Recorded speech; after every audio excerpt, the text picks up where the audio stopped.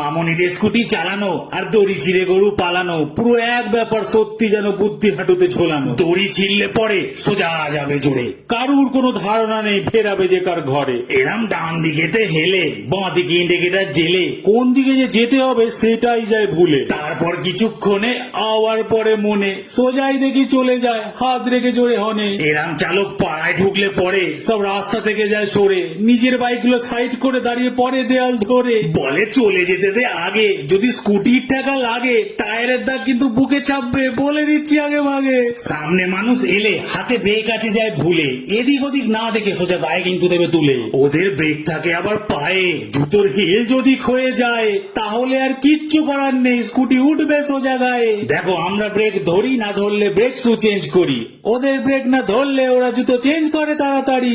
আর ধাক্কা লাগলে পরে চিল্লে উঠবে জোরে, থাবড়া মেরে দিতে হয় অসভ্যটাকে দৌড়ে। যতই না থাক তোমার ভুল, দিয়ে ভুজুং ভাজুং আর গুল ঠিক প্রমাণ করে দেবে তুমি অ্যাক্সিডেন্টের মূল। নাও আজ তুমি শিখে রাস্তায় এরম স্কুটি দেখে দরকার হলে সাইডে দাঁড়িয়ে পড়বে বাইকটা পাশে রেখে।